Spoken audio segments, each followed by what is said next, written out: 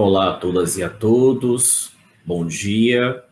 Então, vamos dar início à nossa palestra dentro do quarto ciclo de palestras promovidas pela Divisão de Educação, Acervo Didático e Divulgação, né, a nossa DEAD, né, em parceria com a Divisão de Invertebrados Aquáticos, da qual eu sou curador.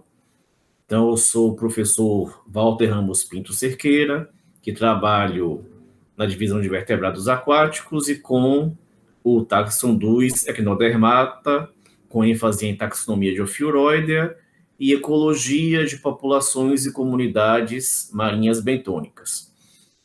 Quero agradecer, né, o convite, né, para participar desse ciclo de palestras, agradecer ao professor Theo Veiga, a nossa museóloga Osana de Barros Castro e a toda a equipe do Museu de Zoologia, né, a toda a comissão organizadora, né, para bater um papo e para conversar um pouquinho sobre a quarentena e as mudanças ecológicas e comportamentais na fauna marinha.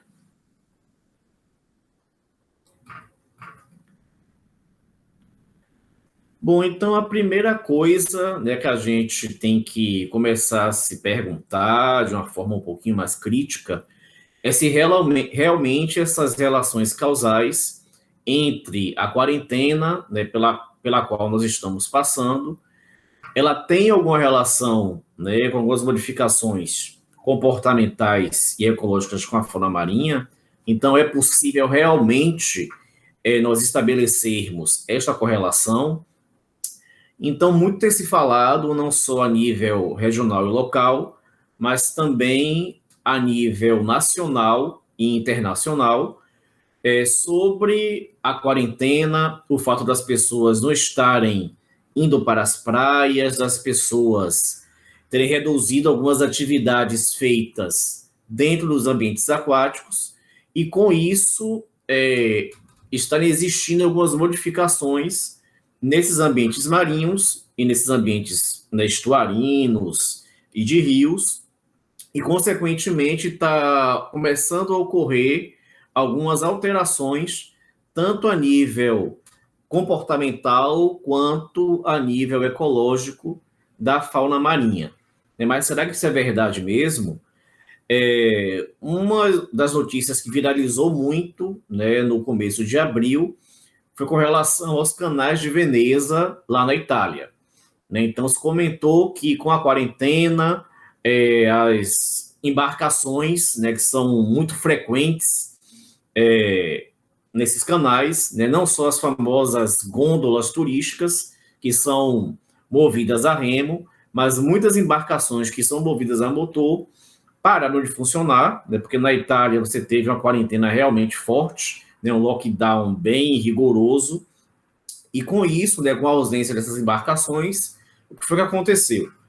Né, uma sedimentação das partículas em suspensão, né, que ficam em suspensão por conta, né, dos motores, né, desses barcos, né, que são em muita quantidade, dos movimentos de remo feitas pelos gondoleiros. Então, com a ausência desses movimentos da massa de água, então as partículas mais finas que ficam em suspensão na água, elas sedimentaram, e com isso, né, a água dos canais de Veneza, né, ficou mais transparente, né, então a turbidez reduziu bastante, né, e até olhando de cima dá para a gente começar a enxergar, como a gente vê aqui em algumas fotografias, né, a presença, né, com mais clareza para os nossos olhos, né, das algas, né, do fundo dos canais, né, peixes começando a ser vistos, né, com mais facilidade, e o fundo, né, do sedimento de fundo desses locais.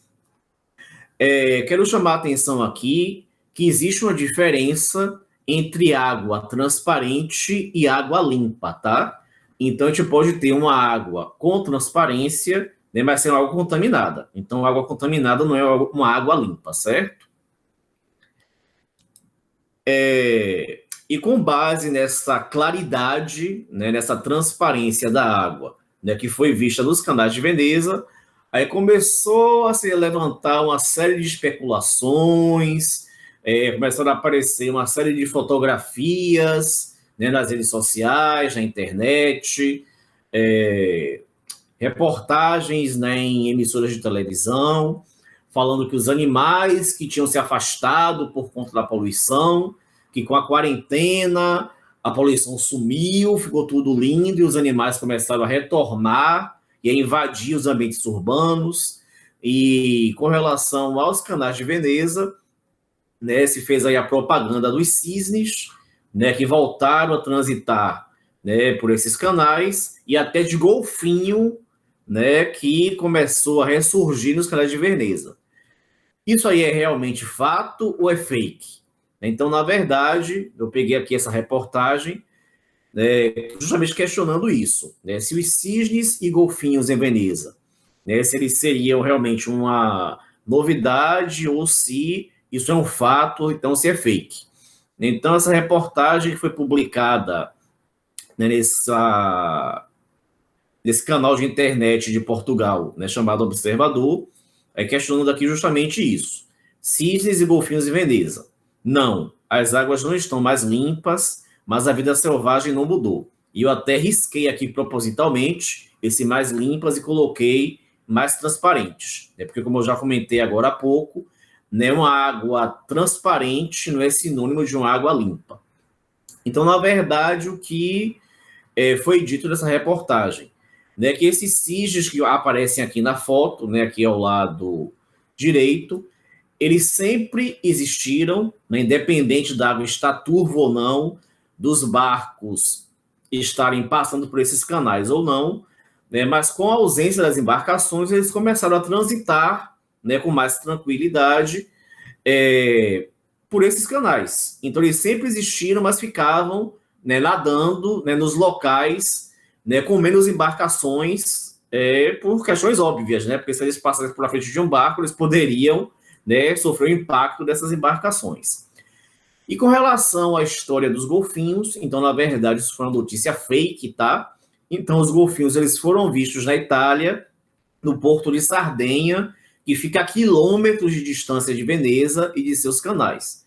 Né? Mas aí, como sempre, né, a internet, né, adora fazer uma montagem, distorcer informações, não só a internet, mas a mídia televisiva também, né, para querer receber likes e aumentar seu Ibope. Então, na verdade, também esses golfinhos que foram vistos na região do Porto de Sardenha, eles sempre estiveram por lá, independente da quarentena, né, do lockdown que ocorreu na Itália, né, ou não. Ainda com relação a essas relações causais da quarentena, fauna marinha e meio ambiente. Então, a gente vai ver mais adiante, né, e outros pontos que eu vou trazer aqui para essa palestra, de quererem fazer uma relação, né, da quarentena com o fato das pessoas não estarem poluindo os fundos aquáticos e os fundos marinhos com resíduos sólidos. Então, na verdade, né, isso não está acontecendo. Então, mesmo que em algumas situações pontuais, em algumas praias pontuais, as pessoas tenham reduzido a sua frequência de visitas, né, então a gente vai ver daqui a pouquinho, né, que a realidade é um pouquinho diferente da teoria, né, a parte prática, mas o que a gente observa, né, é que os fundos marinhos continuam com uma série de resíduos sólidos, sejam eles metálicos, como latinhas de cerveja, latinhas de energético, e também a chegada nesses fundos marinhos, né, de máscaras que a gente está utilizando, nessas máscaras descartáveis, bem como outros EPIs, como luvas de látex. Então, a poluição ela continua existindo, com ou sem quarentena, sempre existiu, independente desse surto do coronavírus, né? E agora, né, a gente tem ainda um acréscimo de resíduos sólidos que são oriundos, né, das nossas mudanças de hábito em função da Covid.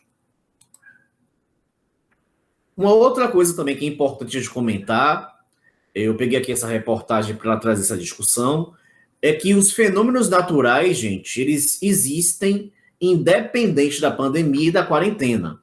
Então, a outra coisa também que foi bastante divulgada nas redes sociais, na internet, nas mídias televisivas, né, foi a transparência que começou a ser observada através de Guanabara, no Rio de Janeiro, né, e aí logo surgiram todos aqueles comentários de que as tartarugas estão nadando felizes pela Baía de Guanabara, que a Baía de Guanabara está com água com azul caribenho, enfim, todos aqueles discursos, né, e clichês midiáticos, né, querendo associar isso aí com a pandemia. Observação e flagra de espécies raras de peixes, né, e de outros organismos marinhos, e, na verdade, né, isso não foi nenhum milagre da natureza. Então, isso aí foi, né, uma ilusão, né, um discurso midiático. Então, as pessoas, no geral, com essa pandemia, né, com a quarentena, né, estão tendo vários comportamentos fora do padrão. Então, estão surgindo aí carências, ansiedade, depressão, né, e tudo é motivo, né, para se associar com a pandemia. Então, o que a gente tem, na verdade, nesse fenômeno, né, que ocorreu no Rio de Janeiro e na região da Baía de Guanabara, né, foi um fenômeno meteorológico, né, de frentes frias. Então, existe toda uma dinâmica de correntes que circulam pela Baía de Guanabara. Em algumas situações de ressaca do mar, o que acontece? Então, a gente vai ter um fluxo de ondas, né, maior e um fluxo de corrente, né, com um hidrodinamismo maior. Então, aquela água parada, né, que existe na Baía de Guanabara, né, que seria uma região um pouco mais fechada, então a gente vai ter uma maior circulação de água mais transparente, né, e mais límpida, que vai estar entrando nessa baía e vai estar meio que fazendo uma troca com aquela água mais parada que já existia naquele local. Então, essa reportagem aqui, ela destaca, né, que todos os esgotos que são lançados, né, de uma forma não tratada pelos órgãos públicos, e também aqueles esgotos clandestinos, que todo mundo sabe que existe no Rio de Janeiro e que desaguam na Baía de Guanabara. Então, esse material continua, esse aporte de esgoto continua chegando na Baía de Guanabara, e o que aconteceu, na verdade, foi esse evento de frente fria, que foi um evento similar, né, àquele que derrubou a ciclovia lá no Rio de Janeiro. Acho que vocês devem estar lembrados, né, que isso foi bastante comentado na mídia. Então, eventos assim não são raros de ocorrer no Rio de Janeiro, e essa água um pouco mais transparente, né, que chega até a ter um grau de transparência, né, de disco de seque bom, ocorre periodicamente no Rio de Janeiro. Mas aí o que acontece? Então, as pessoas no seu dia a dia, no corre-corre, né, e na loucura, né, naquele antigo normal que a gente tinha, não estavam dando a menor ousadia para o que ocorre em seu entorno. E agora, como está todo mundo trancafiado em suas casas, e tendo como uma das poucas fontes de informação as redes de televisão, né, os canais de televisão e as redes sociais, então qualquer propagandazinha, qualquer reportagenzinha já toma uma dimensão bastante grande, né, e esses resultados muitas vezes não correspondem a uma realidade. Então, mais uma vez, a gente tem que estar atento que fenômenos meteorológicos, fenômenos climáticos não têm correlação nenhuma com quarentena e com a pandemia do coronavírus, tá? Ok, e agora a gente fazendo aqui um afunilamento, né, para a cidade que eu moro, que é a cidade de Salvador. Então, aí eu perguntaria, né, a quarentena e os ecossistemas marinhos em Salvador, Bahia. Então, a gente tem uma teoria, né, que a Prefeitura de Salvador está colocando tapumes, né, nas praias da orla que pega a parte atlântica, né, e algumas praias também da orla do interior da Baía de Todos os Santos. E durante o dia existe alguma fiscalização, né, um pouco mais intensa nos bairros nobres, e não tão intensa assim nos bairros mais populares, mais periféricos, né, que tem orla também marítima.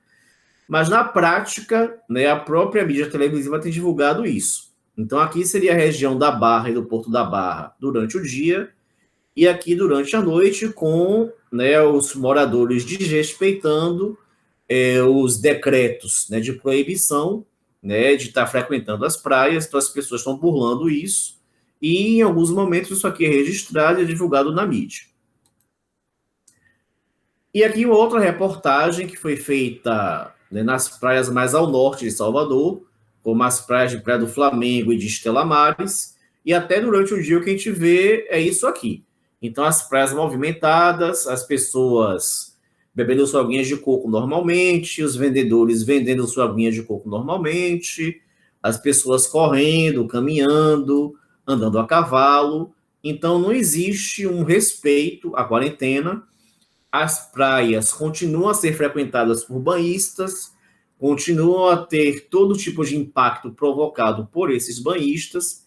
Então, é muito complicado a gente querer, né, fazer algum tipo de relação causal de quarentena com fauna marinha quando essa quarentena não está sendo respeitada. E com base nesse desrespeito, né, com base nessas constatações de que não está existindo uma quarentena efetiva na cidade de Salvador e que as pessoas continuam frequentando as praias, algumas com uma frequência mais forte do que outras, né, mas todas estão em maior ou menor grau sendo frequentadas por banhistas, seja pela manhã ou pela noite. Então, algumas coisas que a mídia está divulgando, né, querendo fazer essa correlação, a gente tem que olhar com muito critério, com muito cuidado, né, para não estar, né, fazendo conjecturas desprovidas de fundamentação científica, ok? Então, vou me deter aqui um pouquinho, né, em um caso que foi bastante viralizado, né, nas mídias sociais, nesses vídeos foram divulgados em grupos de WhatsApp, que foi esse caso aqui desta tartaruga marinha que apareceu na região da Praia da Barra, na cidade de Salvador, e que é uma relação causal que estão tentando estabelecer. Essa tartaruga tendo desovar, né, com a pandemia e com a quarentena, que a gente sabe que não está existindo.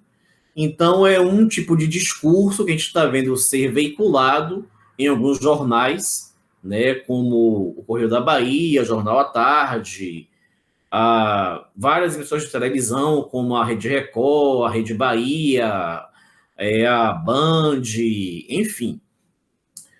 E o discurso que está sendo vendido, né, por essa mídia televisiva e por essa mídia, né, digital, seria que essa tartaruga foi desovar na Praia da Barra em função da quarentena. Então, aqui nessa reportagem do Correio da Bahia, por exemplo, ele começa falando aqui: vazia sem um pé de banhista, a areia da Praia da Barra, em Salvador, atraiu outro tipo de visitante, uma tartaruga marinha. Bacana. Mas uma outra reportagem, né, feita na própria região aqui da Praia da Barra, né, pelo BATV, mostrando aqui à noite, mesmo com essa quarentena, pessoas aqui com suas varas de pescar pescando, pessoas aqui sentadinhas tomando banho de lua. Então isso aqui é uma falácia, tá? Então essa informação aqui é verídica, é uma mentira.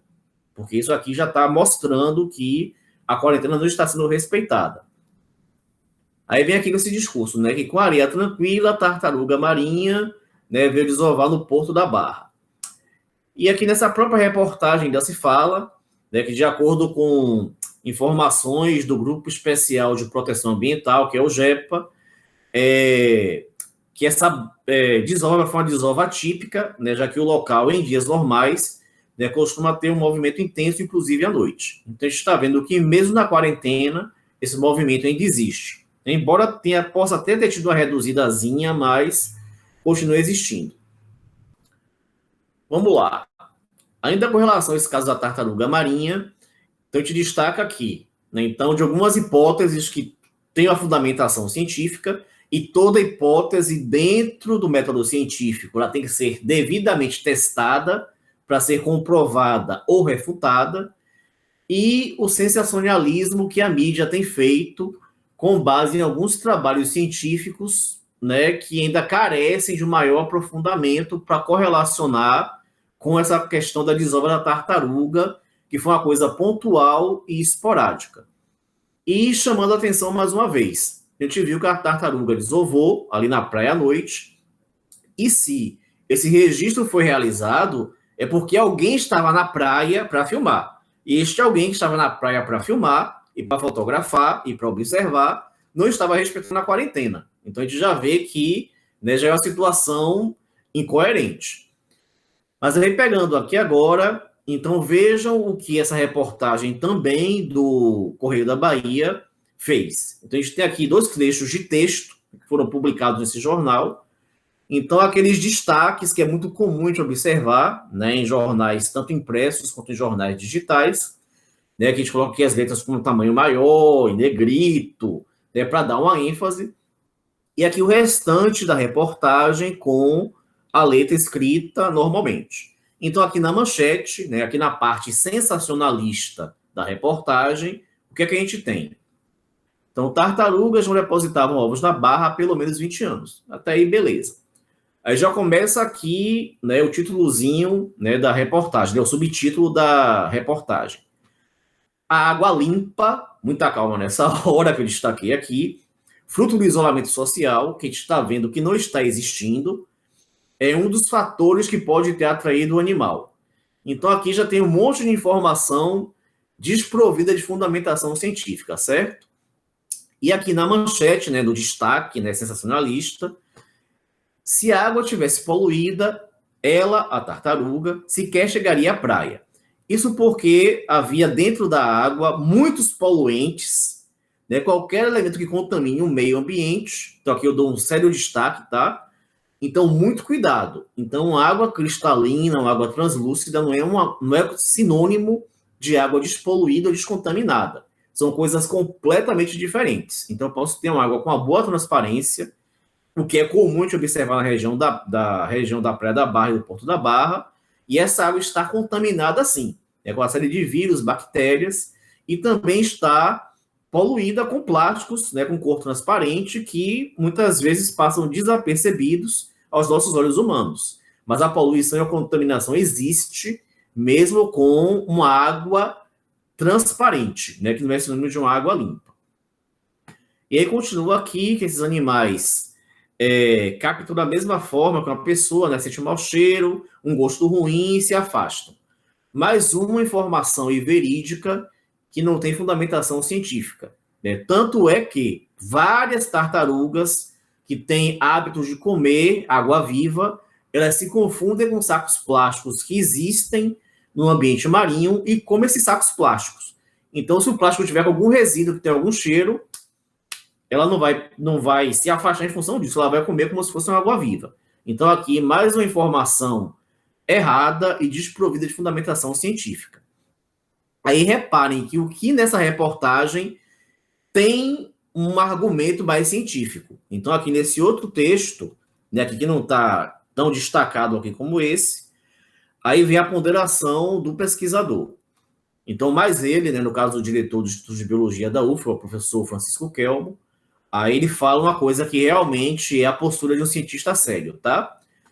Não dá para afirmar que o isolamento social é responsável pela vinda da tartaruga à Praia da Barra. Até porque, como eu já disse, não é um local apropriado para a desova.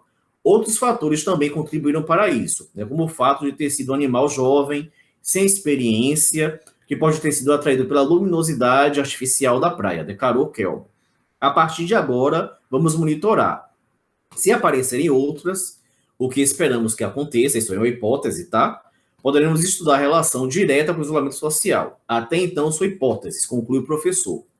Isso sim é informação séria e informação científica. Então, por que isso aqui não está com destaque?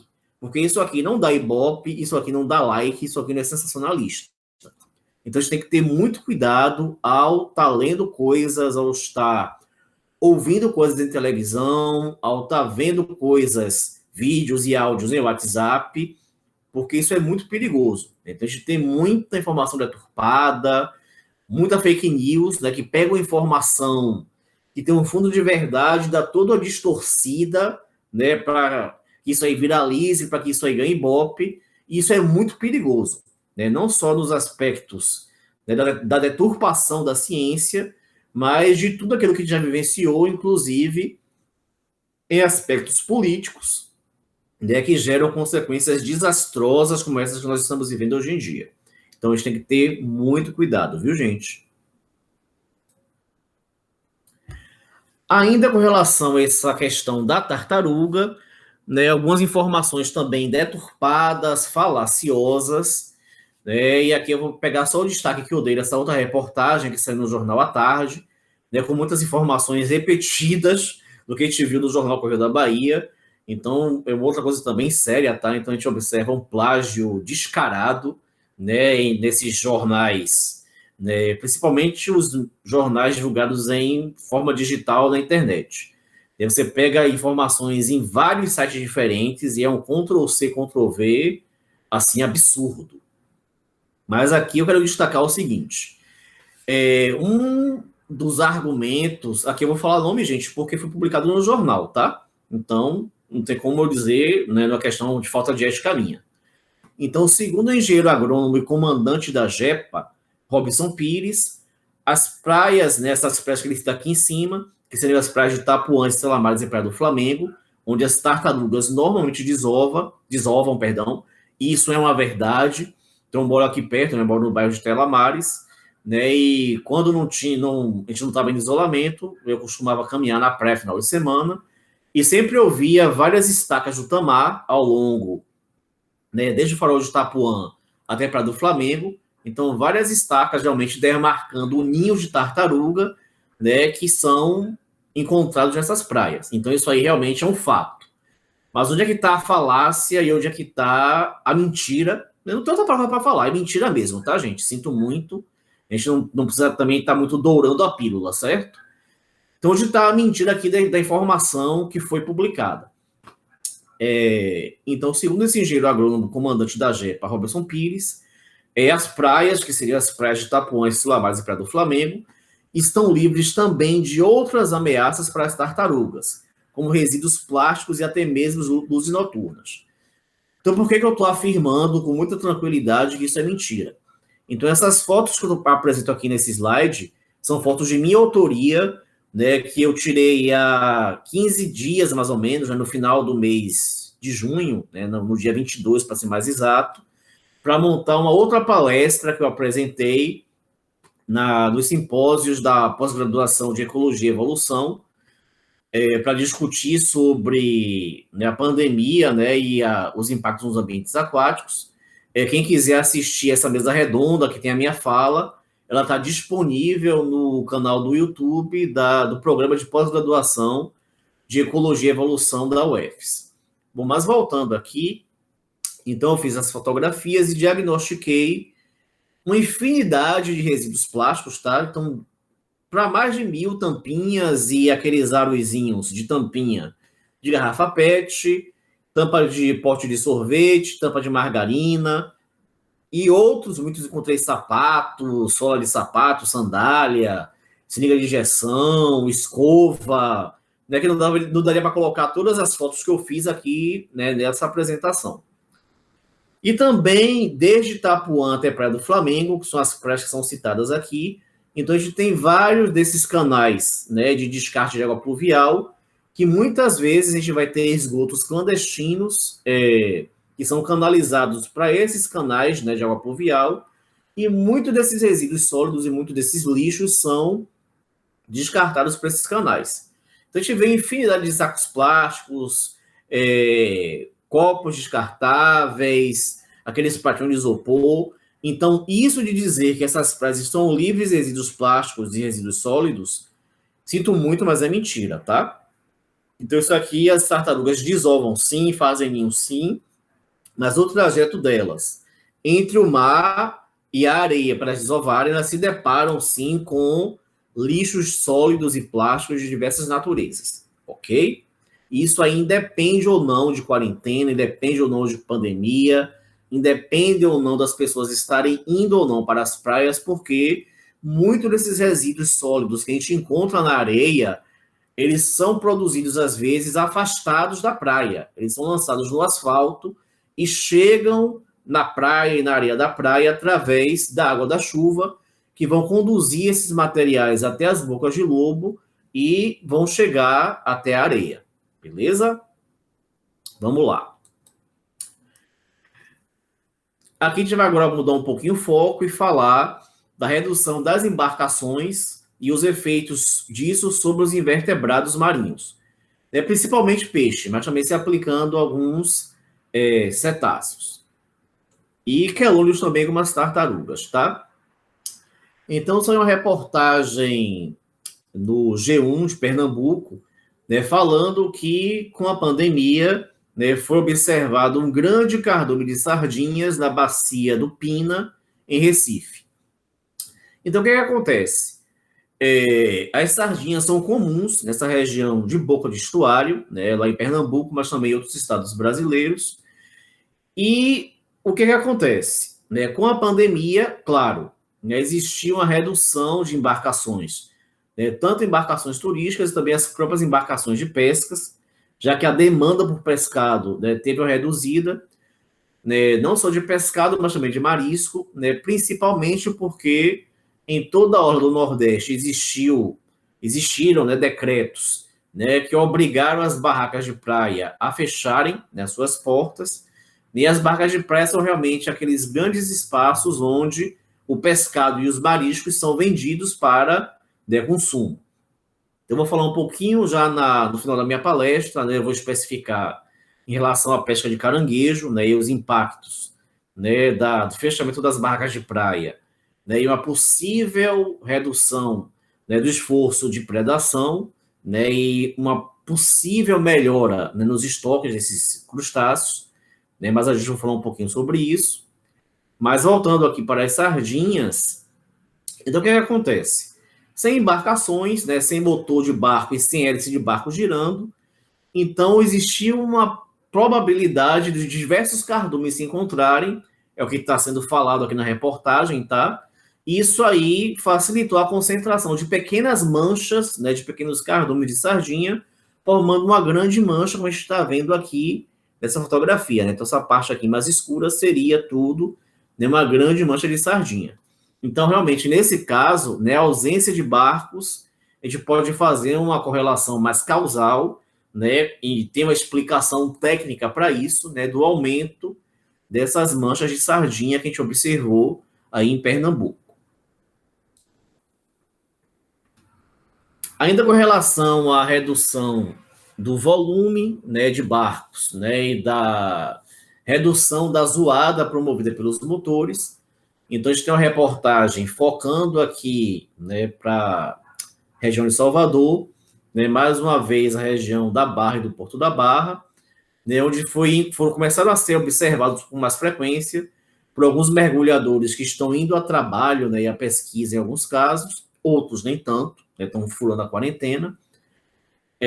Embora exista um decreto municipal que autorize, tá, gente, a realização de pesca artesanal, desde quando os pescadores não fiquem na areia da praia, então eles têm que ficar naquelas praias que tem afloramentos rochosos e ficarem em cima das rochas com suas varas de pescar pescando. Então tem um decreto que autoriza isso, então até aí tudo bem. Mas até onde eu saiba, eu posso estar errado, né? Não cheguei a ler nada a respeito, mas eu não tenho conhecimento de que a pesca subaquática ela esteja autorizada. Então, se tem alguém mergulhando para pescar, eu não sei se tem algum decreto fundamentando isso. Então, o que eu tive acesso foi que existe um decreto para a pesca artesanal feita com vara de pescar, ou então com rede, mas feita em cima das pedras, tá? Em cima das rochas, segundo os geólogos. Bom, então, continuando aqui, né, a redução dessa zoada promovida pelos motores de barco, né, e destacando que realmente naquela região da bacia, né, do Porto da Barra, né, ficam muitas lanchas particulares ali, logo ali próximo, né, da entrada da Baía de Todos os Santos, tem o Yacht Clube da Bahia, e um pouquinho mais adentro tem a Bahia Marina, onde ficam muitas lanchas, né, muitas embarcações particulares estacionadas e que costumam sair com frequência, né, para circular ali por aquele trecho. Então, com a pandemia, então isso aí realmente está acontecendo, né? Então, o volume de barcos na água deu uma boa reduzida e, consequentemente, teve uma redução, né, das vibrações produzidas, né, pelas hélices e pelos motores dos barcos dentro da água. E aqui a gente tem uma informação interessante, né, e é científica essa informação também, tá? É que todos os peixes, né, eles possuem uma estrutura, né, morfológica chamada de linha lateral, né, que funciona como órgão sensorial para eles perceberem, né, as vibrações existentes na água, para que eles possam se afastar dos seus predadores, possam, né, os peixes maiores perceberem a presença de alguma presa para poder se alimentar. Então, isso aí realmente é verídico. Então, com a redução da vibração na água, os peixes estão percebendo que, né, está existindo a redução de ruído, e com isso eles se sentem mais à vontade, digamos assim, né, para se aproximar das zonas mais costeiras e mais rasas. E também, apesar de ainda existirem banhistas que furando a quarentena, né, existiu uma redução pontual no Porto da Barra e na Praia da Barra, isso aí é inegável, tá? Então, assim, as pessoas, né, não é aquela questão de respeitar, não é lockdown, então as pessoas estão indo sim, mas com menos frequência, mas a redução da quantidade de pessoas de forma significativa, até porque os profissionais que alugam sombreiro, que alugam cadeirinha de praia, estão proibidos de fazer isso, então as pessoas não estão lotando as praias, né, de sombreiro, nem nos finais de semana por conta disso também. E aí peixes que sempre existiam na região, mas que estavam com a abundância bastante reduzida, como o caso do bugião azul, que eu considero um peixe realmente muito bonito, dentro dos padrões de estética humanos, né, que não tem nada a ver com querer preservar ou não a espécie, mas esteticamente eu achei ele um peixe muito bonito. Então ele começou a se aproximar mais, né, o bugião azul, né, das regiões mais rasas, né, que eles não estavam frequentando por ser uma região de ancoragem de barco, de uma movimentação de pessoas tomando banho, enfim. E uma coisa interessante, que foi até comentada pelo nosso colega de departamento, né, o professor Jorge Olavo, que trabalha com biologia pesqueira, né, lá do Lab Pesca da UFES, ele comentando que até os ruídos fora da água, como dos veículos que circulam, né, nas avenidas da orla, eles também afetam o ambiente marinho. É claro que com uma frequência um pouco menor, né, mas até nós humanos, então a experiência até que eu já vivi, né, até quando eu dou uma mergulhada na beira da praia de um local, né, mais próximo de pista, né, como Porto da Barra, você escuta até o estrondo, né, de um ônibus ou de um caminhão mais pesado, né, quando passa ali pelo asfalto, né, ali em cima da praia. Então, se a gente percebe isso com nossos tímpanos quando está imerso na água, imagine um peixe ou um cetáceo que tem toda uma morfologia, uma fisiologia, né, que foi adquirida ao longo do seu processo evolutivo para perceber essas nuances, né, dentro do ambiente que eles vivem. Olavo também comentou, né, que também isso aí eu acho que é uma informação válida e tem fundamentação científica, né, que você tem um sinergismo de fatores diversos que estão, né, gerando essa aproximação desses cardumes de algumas espécies em particular, né, para essas regiões mais rasas e mais próximas da costa. E com a pandemia, nessa reportagem, os pescadores têm relatado uma queda na venda de pescados. Então, isso aí não só no Brasil, mas a nível mundial. Vou comentar daqui a pouco em relação a isso. E no litoral soteropolitano, os peixes mais comuns, né, que são o vermelho, a cavala, a guaricema e o pirambu, eles estão tendo uma variação conforme a época do ano, que é normal, né, aquelas variações sazonais. Um outro destaque aqui dado por Olavo em relação ao bugião azul e a outras espécies de peixes, né, lá no Porto da Barra. Então, os ruídos espantam e, né, falando em particular, né, ali no Porto da Barra, né, com certeza a quantidade de banhistas de embarcações com motor, os peixes se afastam em condições de não pandemia. Né, mas não podemos falar apenas de um só motivo, como, né, explicou Olavo. Então, muitos peixes, a exemplo dos badejos, eles, nessa época do ano, eles estão num processo sazonal natural de agregação para a reprodução. Então, são peixes que têm uma fertilização externa. Então, tanto os machos quanto as fêmeas, né, liberam seus ovócitos e espermatozoides na água do mar para que ocorra a fertilização. E para que esse encontro desses gametas tenha sucesso, então é necessário que os peixes estejam em agregados. Então, esses cardumes, né, essa agregação, é um processo natural do período reprodutivo. Então, com certeza, se a gente não tivesse tendo Covid, né, e não tivesse com quarentena, essa espécie de peixe, né, desses badejos, eles com certeza estariam sendo observados com agregação maior, porque é um processo biológico natural, né, de comportamento reprodutivo desta espécie aí. E como Olavo também comenta, se a pandemia, né, com o consequente esvaziamento das praias, são suficientes para voltar a três espécies em extinção, só o tempo e as pesquisas confirmarão. Isso é muito importante de comentar, porque em condições biológicas diversas, a escala temporal ela é importantíssima. Então, as pessoas estão querendo tirar conclusões e fazer relações causais, estabelecer relações de causa e efeito em um período temporal extremamente curto. A gente começou a entrar em quarentena praticamente no final de março, começo de abril. A gente está em julho agora, a gente está no começo de julho. Então, 3 meses, gente, em termos de biologia, em termos de geologia, é um espaço temporal muito curto para estar fazendo elucubrações e fantasias, né, e conclusões precipitadas. Então, só o tempo é que pode dizer se nessa redução, né, de embarcações, de quantidade de pessoas nas praias, vão ter realmente uma resposta efetiva, né, nas mudanças de comportamento e ecológicas da fauna marinha, né, tanto dos vertebrados quanto dos invertebrados. Né, uma outra coisa que viralizou muito, né, nas últimas semanas, né, foi um vídeo feito com lagostas, né, que foram encontradas, né, as centenas em uma praia arenosa, né, que a própria origem do local ainda é controversa. Alguns dizem que foi ao sul da Bahia, lá em Itacaré, outros disseram que foi, né, em Alagoas, então nem a localidade ainda está bem definida. Então já soa aí um pouco de fake news, né? Mas de qualquer forma, né, o biólogo Cláudio Sampaio, ele, né, teceu aqui algumas críticas que eu achei bem interessantes. Então, acho que ele foi consultado, né, um pouco antes de algumas entrevistas estarem sendo veiculadas, né, na internet e na TV.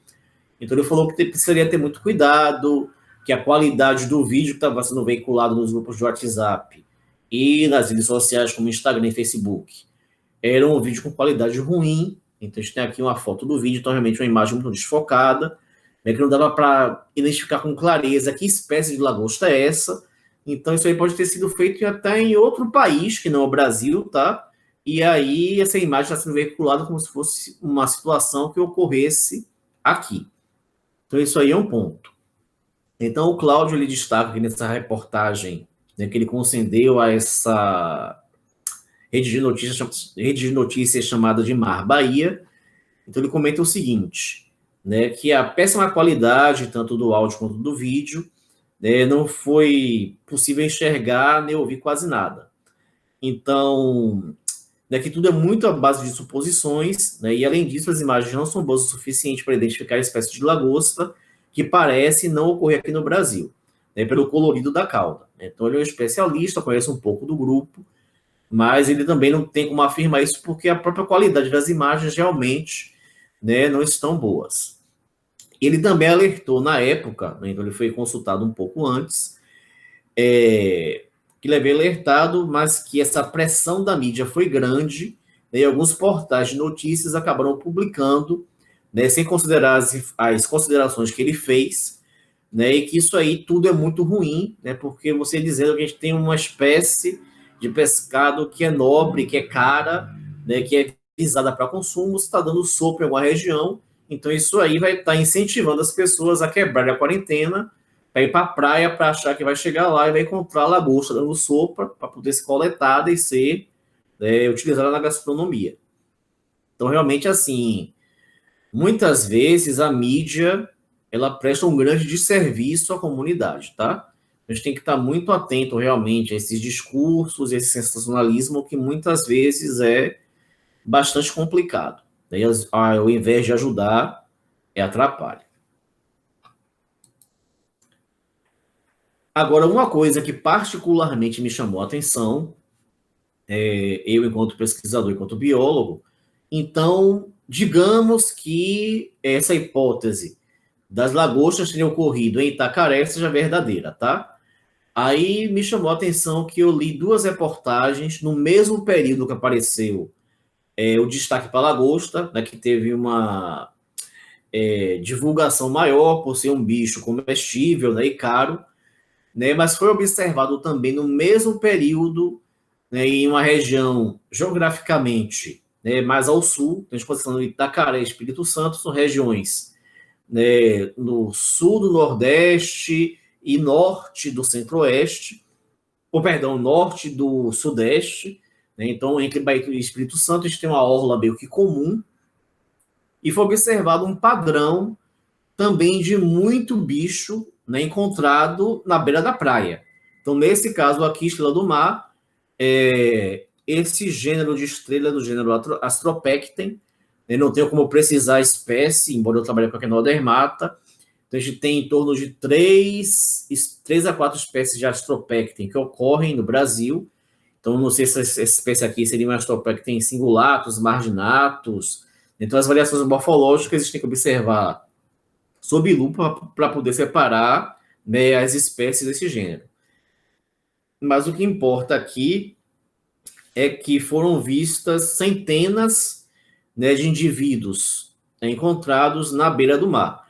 E essa própria reportagem já puxa para uma outra, né, de fenômeno que foi observado um pouquinho antes, também nessa mesma praia do Espírito Santo, que foi a observação de milhares de anelídeos poliquetas, também encontrados durante um pico de maré baixa nessa região.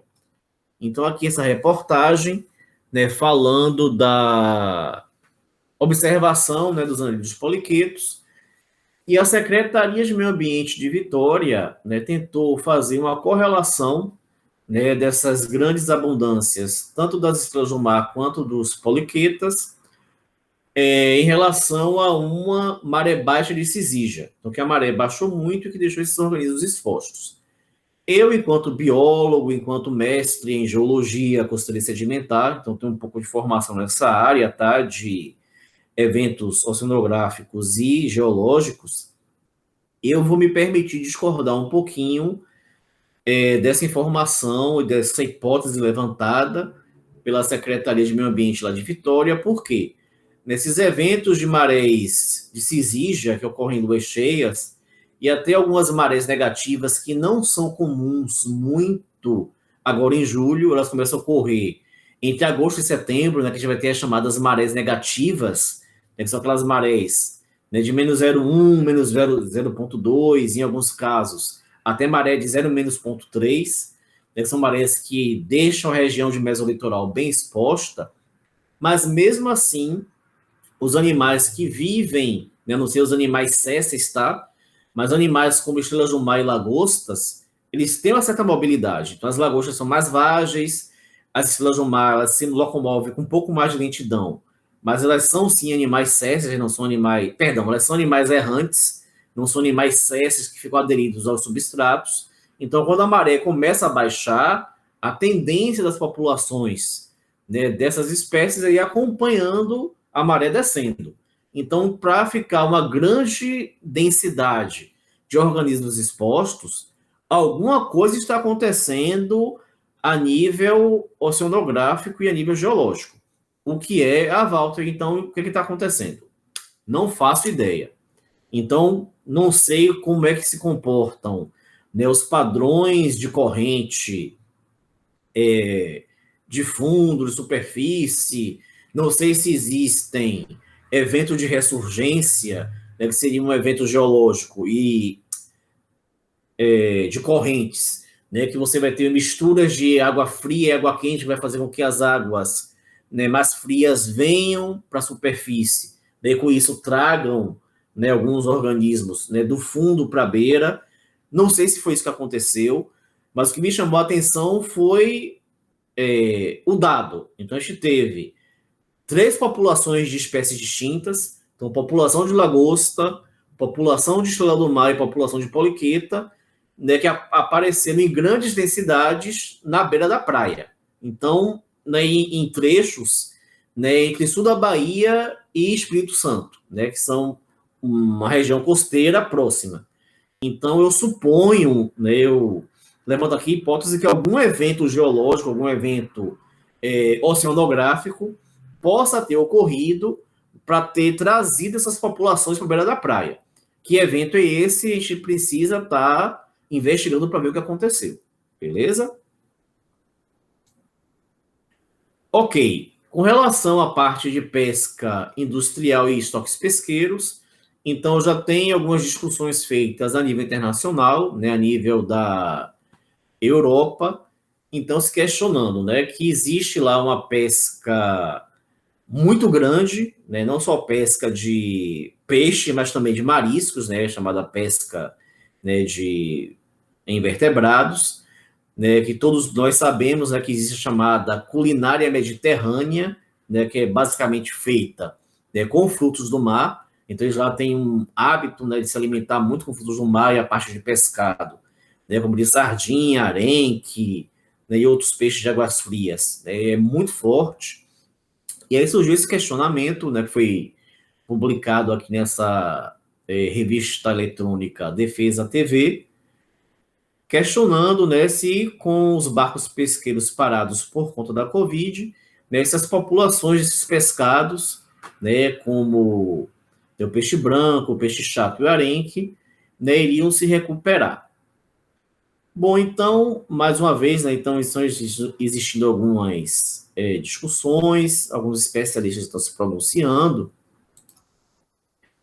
Então, tem aqui essa informação que eu acho que é pertinente. Então, muitos dados, né, estão sendo coletados agora, né, e aparentemente está, né, uma aparente redução da pesca nas partes costeiras. Né. No entanto, as chamadas pescaria offshore, que são aquelas pescarias mais afastadas da costa, que é onde a gente deve destacar, são feitas as pescas, né, de escala industrial, que são as pescas mais predatórias para os ambientes aquáticos, né, e para os organismos marinhos. Então, de acordo com, né, esses pesquisadores e esses policiais, né, de fiscalização, né, de ambientes costeiros e ambientes aquáticos, então estão observando o quê? Né, que as pescas mais artesanais, né, em águas mais rasas na Europa, elas tiveram sim uma reduzida significativa, mas a pesca em escala industrial, que é uma pesca que não se restringe à Europa, então esses peixes são exportados, né, para todas as regiões e para todos os países do mundo, então essa pesca continua. Então, assim, falar que quarentena ou então que lockdown em alguns países europeus está melhorando os estoques pesqueiros ou o aumento das populações em função de uma ausência de pesca, é uma informação também que a gente tem que ter bastante cuidado e bastante critério. Né? E até o pesquisador ele comenta que ele é meio cético, né, em relação a essas informações, e mesmo que exista uma leve melhora nesses estoques, em função de um desligamento temporário, em função da quarentena, então a gente sabe que quando a quarentena acabar, né, esses comportamentos pesqueiros vão retornar, né, vão voltar a acontecer, e esses estoques pesqueiros vão começar a ter, sim, os seus impactos, né, em função da pesca. Então, mais uma vez, a gente tem que estar atento a isso, que mesmo que exista uma possível relação causal momentânea, ela é momentânea. Então, quando acabar a pandemia, tudo isso vai acabar, e eu acho que a volta ao normal, então todo esse normal impactante, predatório, vai voltar a acontecer. Ainda essa questão midiática, né, então algumas reportagens também, né, eu achei interessantes, muito fazendo alguns juízos de valor, de atribuição de sentimentos, né, algumas espécies marinhas, né, exemplo dos cetáceos, e querendo atribuir as alterações comportamentais dos animais marinhos em seus ambientes naturais, aqui no caso, né, e fazendo uma certa romantização, né, dos comportamentos. Essa reportagem aqui que eu peguei no site do Bahia, mas ela foi alvo de vários outros jornais virtuais, né, falando que os golfinhos estão sentindo saudade dos humanos, né, que estão deixando presentes na areia durante a quarentena. Chega até a ser um pouco engraçado, né? Então, eu não sou golfinho, não sei se golfinho sente saudade ou não, Então, claro, são animais que têm uma cognição bastante avançada, né? Então, os cetáceos realmente são animais inteligentes, mas a gente queria atribuir um sentimento que é eminentemente humano, né, para um animal não humano, é complexo, né? Então, eu não trabalho com etologia, com comportamento animal, mas, né, é complicado. Uma coisa que a gente pode afirmar com uma certa tranquilidade do ponto de vista, né, de dados científicos é que a presença da espécie humana e a interação da espécie humana com essas espécies silvestres está, sim, alterando o seu comportamento natural.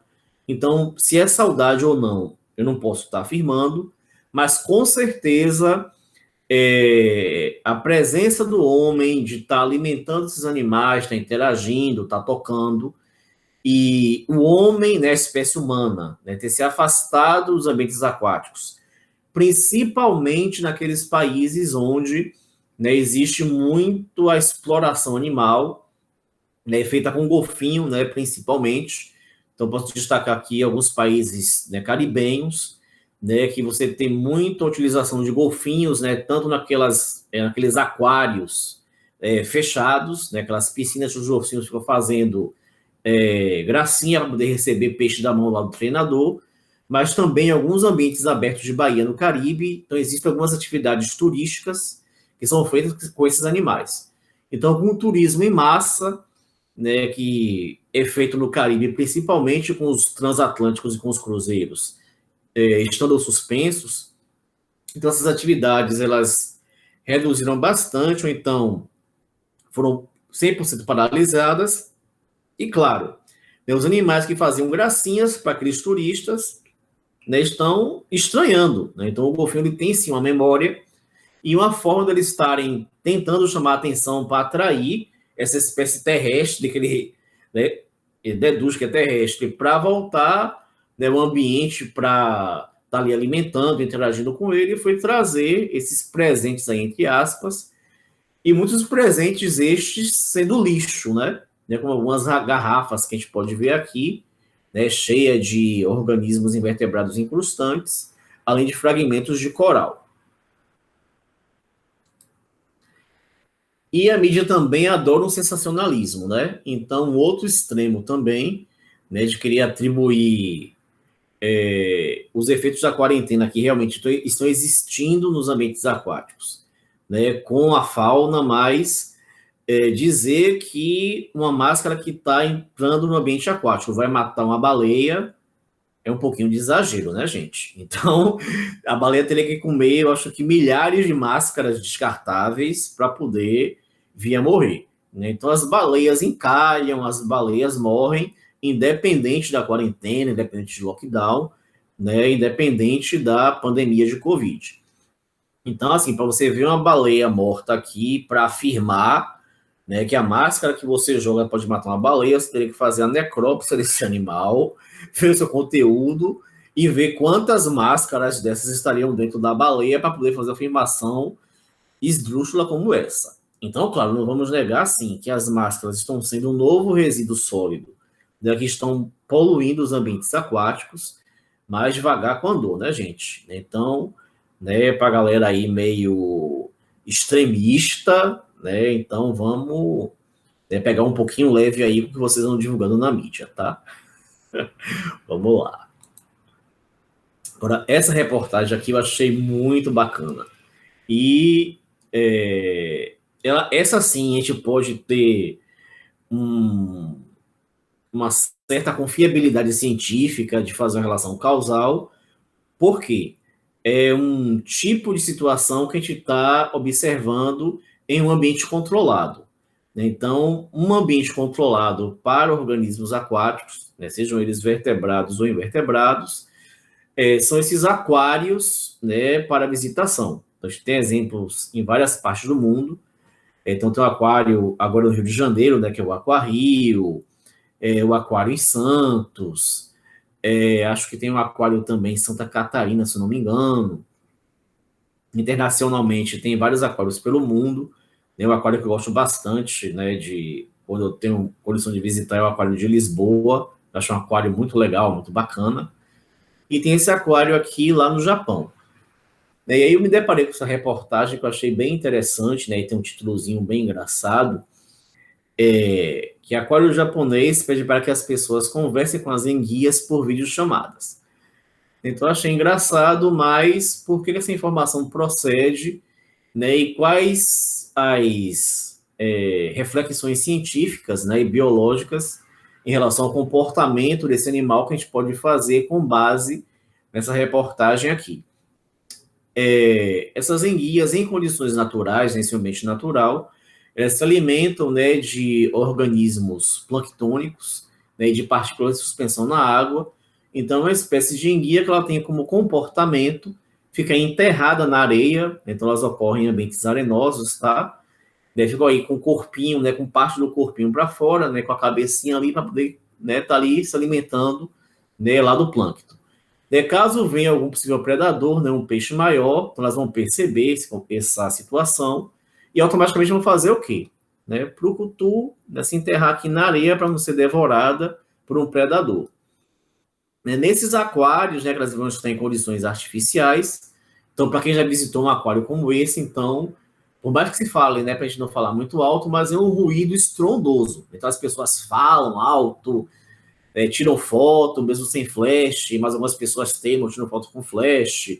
Então, assim, é muita vibração, né, que vai estar passando do vidro, né, para ir para o interior da água. Então, esses animais que estão em condições confinadas, né, em condições artificiais, acabam se acostumando com esses ruídos e vão ficar meio que de boa. Então, mesmo com todo esse ruído provocado pelo homem, eles vão estar ali com suas cabecinhas para fora, né, caçando, observando o plâncton, e só no caso de algum peixe maior que estiver dentro desse mesmo aquário passar por aí, é que eles vão se enterrar. Aí, qual foi a grande sacada? Então, com a pandemia, aí você teve realmente o fechamento desses aquários, então zero visitante, então só os cuidadores, então você deixou de ter em média, sei lá, 1.000, 2.000, 3.000 pessoas, né, diariamente circulando por esses aquários para ter em torno, sei lá, de no máximo 20, 50 pessoas, né, para estar aí dando a alimentação, né, para esses organismos. Então, o que foi que os cuidadores, né, e os biólogos daí desse aquário em particular do Japão começaram a observar? Quando eles se aproximavam para dar manutenção desses aquários, as enguias brucutu estavam se enterrando. Então, o que a gente teve aí? Né, uma mudança, né, no ambiente externo, né, então as pessoas, né, no intervalo, né, de poucas semanas, começaram a não frequentar mais os aquários, ficou um ambiente silencioso, né, sem nenhuma vibração externa, batendo no vidro e entrando no aquário.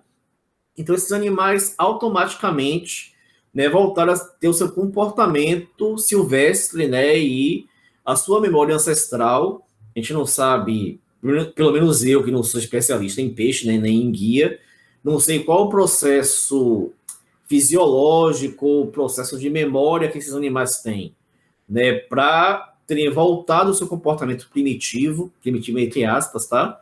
Mas isso aí foi uma constatação, né? Com a quarentena, os animais começaram a se assustar com a chegada de pessoas.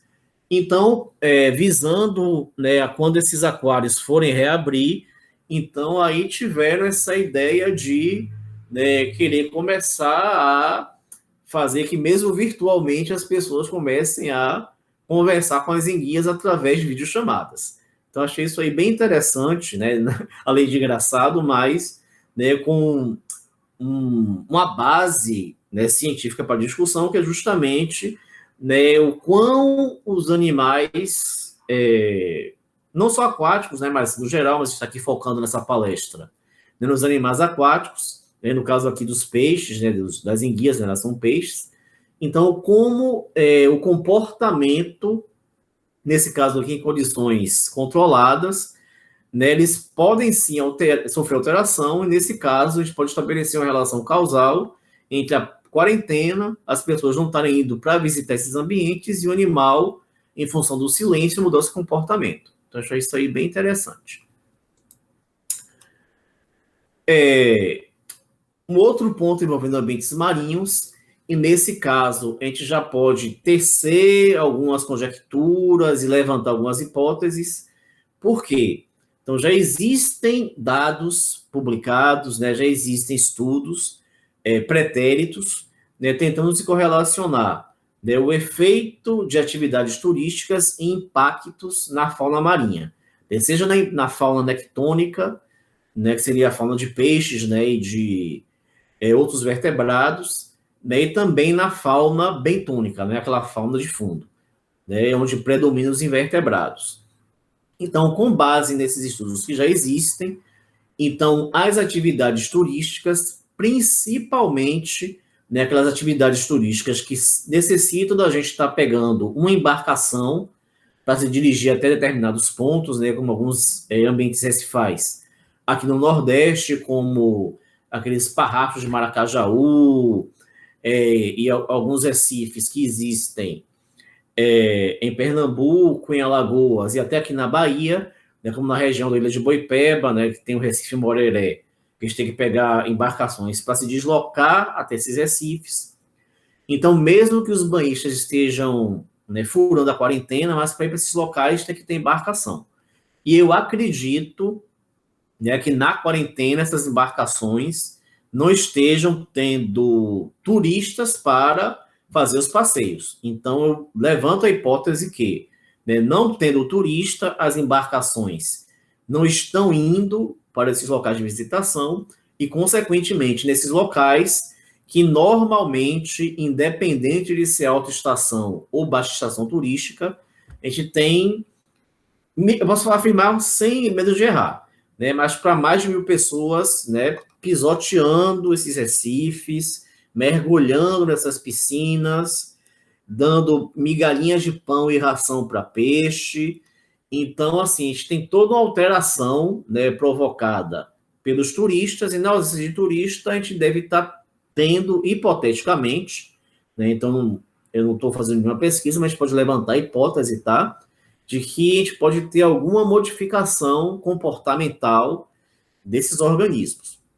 Agora eu vou passar aqui alguns slides falando, né, fazendo a comparação de dados publicados com, né, uma possível alteração, né, nesses padrões dos organismos. Então vamos lá. Começando aqui com a parte da fauna nectônica, focando aqui nos peixes. Então tem uma dissertação de mestrado da Caroline Feitosa, que ela procura investigar a influência do turismo sobre a ictiofauna recifal dos galés de Maragogi, em Alagoas, e nos parrachos de Maracajaú, no Rio Grande do Norte. Então, nessa dissertação, né, a pesquisadora destacou várias abordagens. Então, aqui eu fiz alguns recortes, né, do trabalho dela, que está muito interessante, por sinal. Né, então, um dos trabalhos que ela fez, né, que ela procurou investigar, foi essa questão dos turistas estarem dando comida para os peixinhos. Então, seja essa comida, né, a ração, né, que os guias turísticos vendem para o turista dar a raçãozinha para o peixinho, ou então migalha de pão, biscoito, enfim. As comidinhas diversas que os turistas costumam dar para os peixinhos para fazer aquela aglomeração de cardume de peixe, né, mergulhar e tirar as fotos lá bonitinha com os peixes dentro da água. Então, nesse trabalho da Feitosa, o que foi que ela observou? Então, ela fez uma abordagem, né, ela se deslocava antes dos barcos, né, e dos catamarãs que os turistas chegarem nesses locais, que são relativamente afastados da costa, tá, esses recifes. Então, ela chegava lá antes dos visitantes, fazia um levantamento, né, das famílias e das espécies de peixes, né, que existiam no local. Então, ela observava o quê? Aí fazia o levantamento antes dos turistas chegarem e, né, quando os turistas chegavam, ela observou, né, o hábito, né, dos turistas estarem alimentando esses peixes, né, durante a visitação dos turistas. Aí, após os turistas saírem, né, dessa visitação, ela continuava na área, né, por algum tempo, né, então, durante algumas horas até o entardecer. Então, normalmente, essas visitas são feitas de dia, tá? Então, você não tem visitação noturna. E o que ela observou?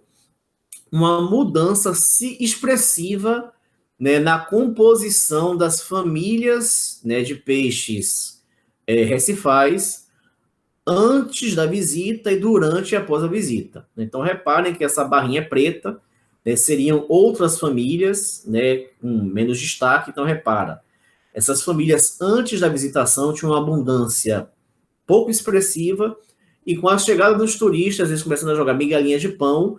Vejam o quanto famílias diferentes, né, que não estavam ali, né, se deslocaram para esse local em função da oferta de alimento, né, feita de forma antrópica pelos visitantes. E essas famílias permaneceram no local por algum tempo, né, mesmo com a saída dos visitantes, né, dos parrachos. Então, aqui a gente tem uma alteração na composição, né, dessas famílias, né, em termos de abundância relativa. Então, isso aí é uma alteração ecológica promovida pela presença do homem, pela ação turística, né, nestas localidades.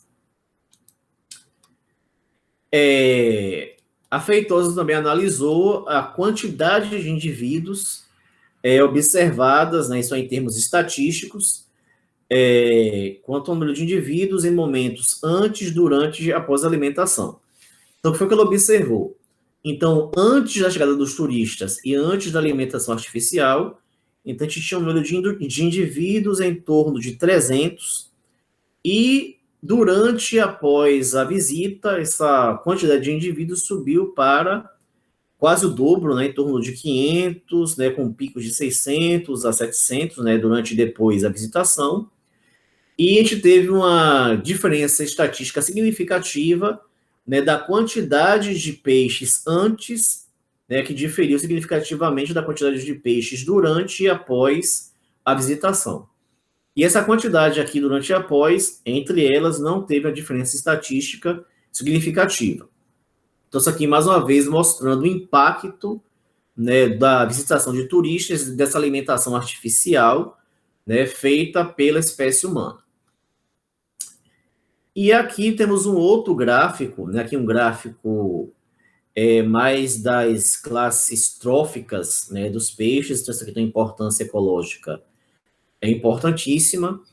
E nesse gráfico aqui foi que me chamou bastante a atenção. Então, ela fez uma avaliação, né, das guildas tróficas antes, durante e depois a alimentação.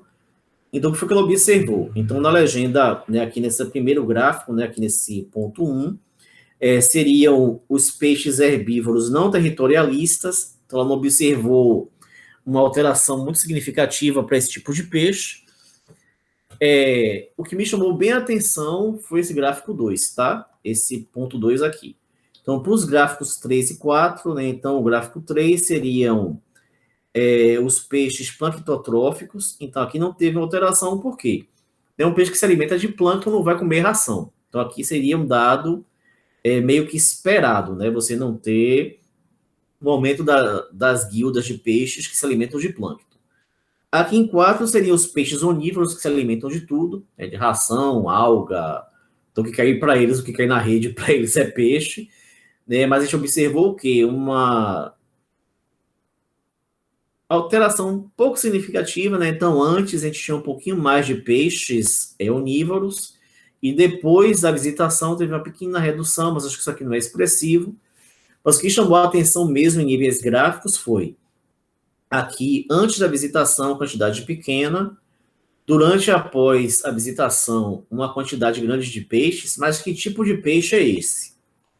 São peixes, gente, peixes carnívoros noturnos. Então, que peixe carnívoro noturno vai ter essa abundância, né, esse número de indivíduos, essa abundância aqui expressivamente maior durante o dia, enquanto o turista está alimentando o peixe.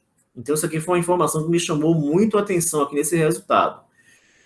A gente espera o quê? Que peixe carnívoro noturno ele vai sair à noite das suas tocas, né, que são ali aquelas locas ali nas rochas recifais, para comer de noite. Então, o que está fazendo um peixe que é carnívoro noturno sair durante o dia, né, ter um aumento expressivo em suas abundâncias, para serem registrados aqui antes e depois da alimentação artificial promovida pelos turistas. Então, esse peixe está saindo das suas tocas para comer ração e migalhas de pão? Provavelmente não. Eles estão saindo justamente porque a gente teve o quê? Eu vou voltar aqui no gráfico anterior, Então, reparem, né, várias espécies de peixes, diversas famílias, né, estão chegando nesse local para comer a ração e as migalhinhas de pão. Então, de repente, esses peixes aqui são justamente os peixes com os quais essas espécies carnívoras noturnas se alimentam. Então, tem lá um monte de comida. Olha, gente, eu vou quebrar aqui meu soninho diurno e vou sair para fazer um petisco. Isso é bom? Não é. Então, se o peixe ele é um peixe noturno, ele está mudando o seu horário fisiológico de alimentação. Então, isso aí é um impacto negativo provocado pela presença de turista.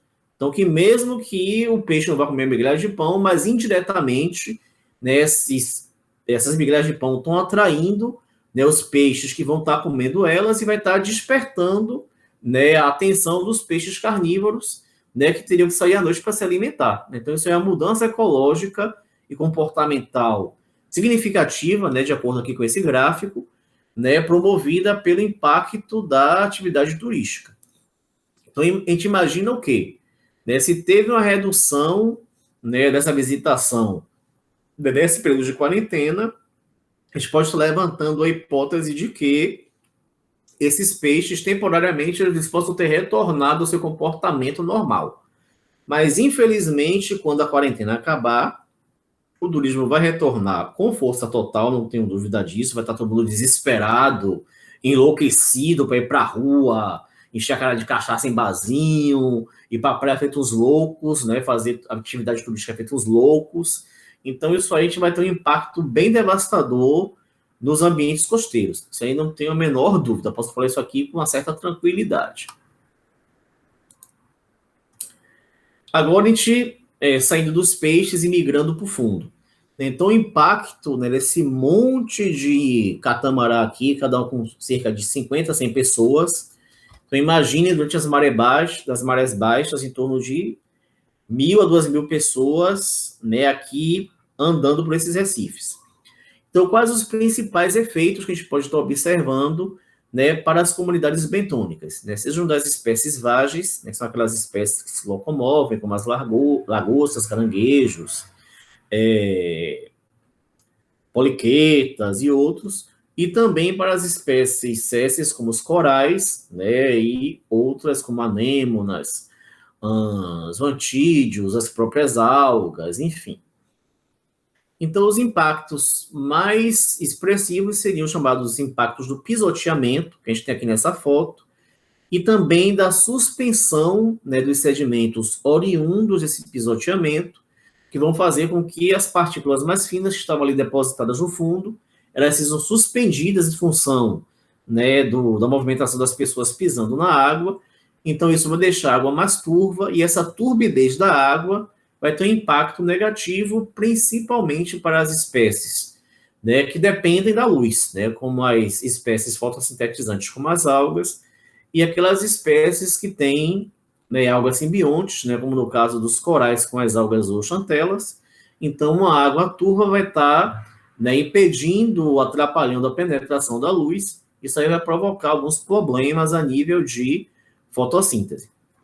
Né, além de muita partícula em suspensão na água, que pode estar entupindo, né, os ossos de algumas esponjas, pólipos de coral, enfim.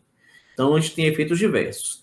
E o próprio efeito mecânico das pessoas pisando, né, na areia, que vai estar promovendo a compactação desse substrato, né, quebrando fragmentos rochosos, né, de corais vivos ou de corais mortos, enfim.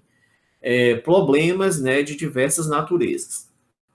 Então, já existem estudos pretéritos, né, feitos com efeito do pisoteamento sobre as comunidades bentônicas.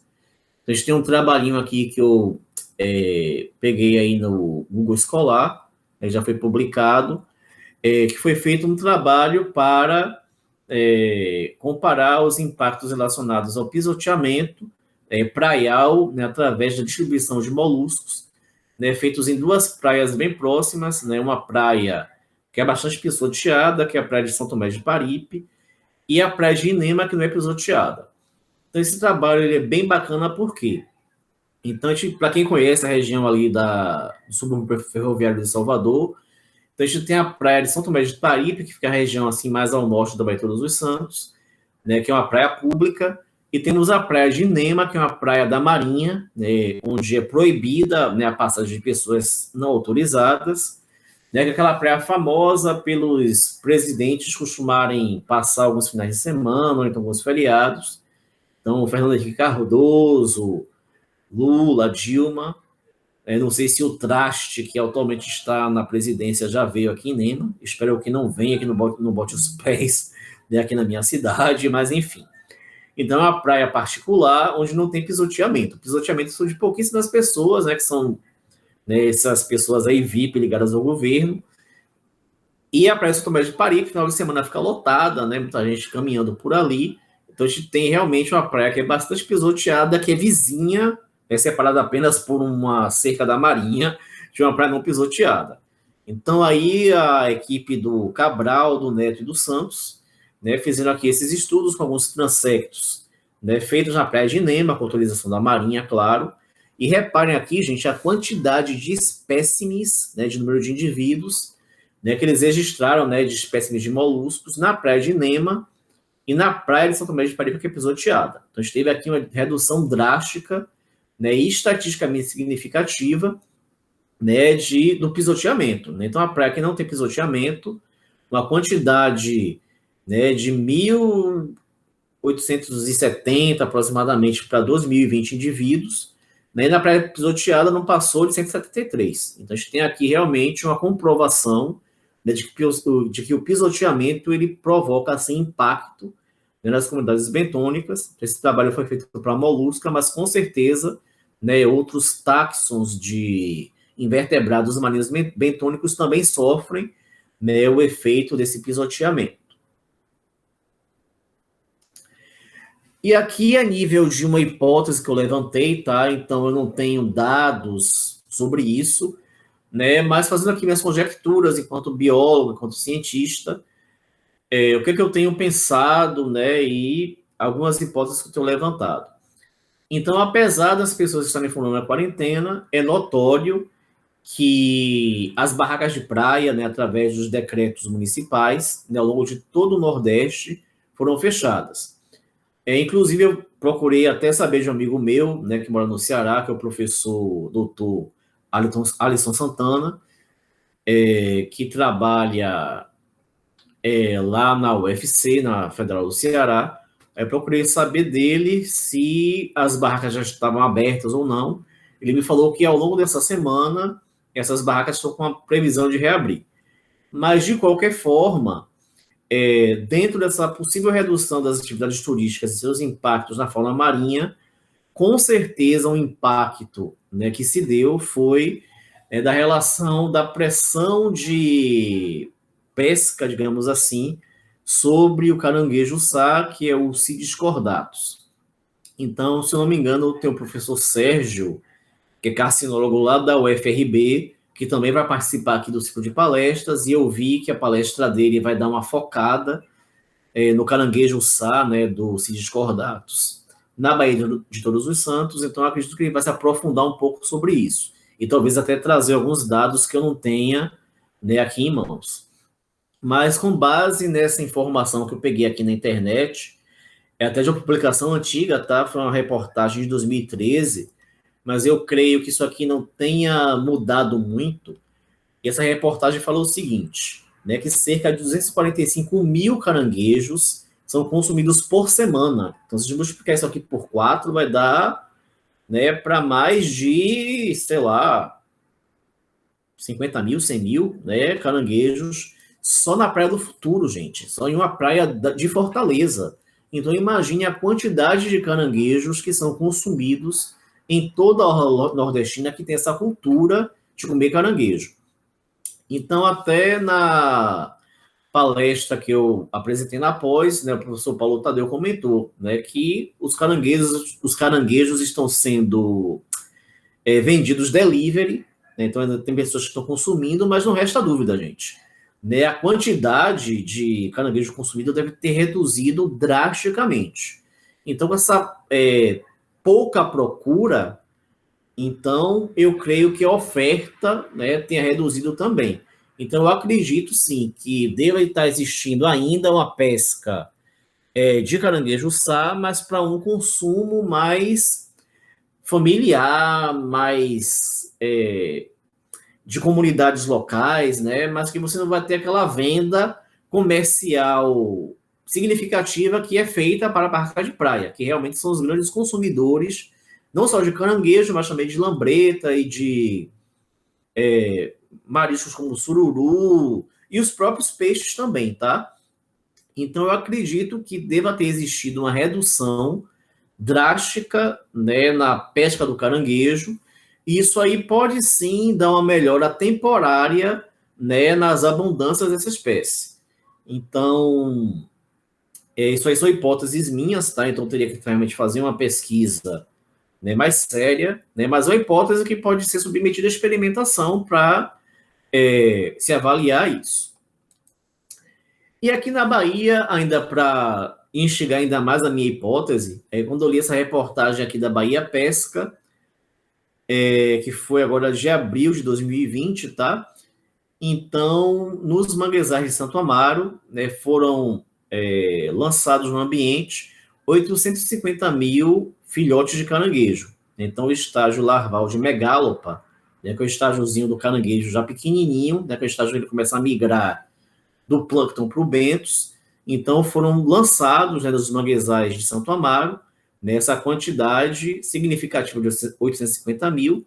Claro que muitos deles vão virar comida de peixe, mas a gente acredita que muitos vão sobreviver e chegar à idade adulta.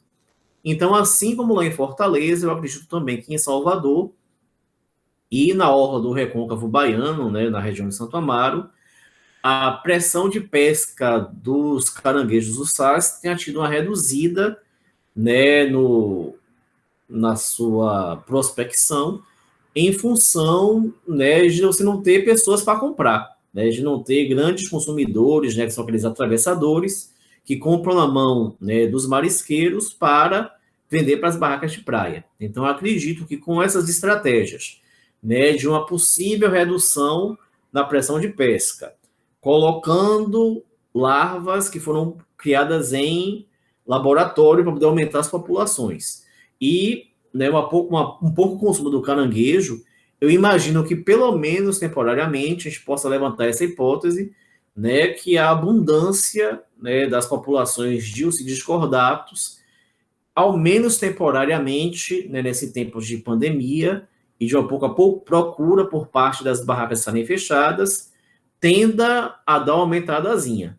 Né? Infelizmente, quando a quarentena acabar, isso aí tende a voltar àquele antigo normal que muitas pessoas desejam e que eu espero, né, que, né, a gente volte para um novo normal, porque o antigo normal, de normal não tinha nada, mas pelo que eu estou observando aí de alguns comportamentos, né, principalmente da burguesia, infelizmente, eu acho que o nosso retorno normal, as pessoas vão voltar piores do que já eram, né? Enfim. Bom, então as minhas considerações finais, com base nisso que eu apresentei, seriam basicamente essas, né? Que essas relações causais de possíveis efeitos da quarentena sobre o comportamento da ecologia da fauna marinha, se existirem, são pontuais e têm que ser analisadas com muita cautela e senso crítico. Eventos naturais, eles ocorrem, né, independente da pandemia e da quarentena esta associada. A gente viu aí das várias reportagens que eu trouxe aqui para a nossa palestra, né, que as informações divulgadas pelas mídias televisivas e redes sociais, no geral, são sensacionalistas e tendem a manipular ou então deturpar dados científicos para conseguir ibope curtidas. E já no finalzinho da minha palestra, né, eu levantei essas conjecturas, que atividades turísticas em ambientes costeiros, né, já tem comprovação científica pretérita sobre o impacto no comportamento e ecologia da fauna marinha, e então essa redução dessa atividade, mesmo que temporária, pode trazer algum benefício para os animais marinhos que voltarão a sofrer com os impactos ao fim da pandemia e ao fim da quarentena. Então, turma, eu espero que vocês tenham, né, gostado, né, dessa compilação, dessas minhas conjecturas, né, acerca do tema. Obrigado a todos, né? Respeitem a quarentena, né? Não sejam um Jair Bolsonaro da vida, né? E se puderem, né? Se tiverem o privilégio, né? Como eu estou tendo de trabalhar home office, né? Fiquem em suas casas. Então, obrigado a todos. Então, eu acredito que agora a gente vai ter um tempinho para alguma pergunta, alguma dúvida e alguma curiosidade. Então, me coloco aqui à disposição de todos e, mais uma vez, agradeço ao Theo, à Osana e a toda a equipe, a toda a comissão organizadora do quarto ciclo de palestras do Museu de Zoologia da UFES. Então, em nome da DIA, agradeço a todos. Muito obrigado.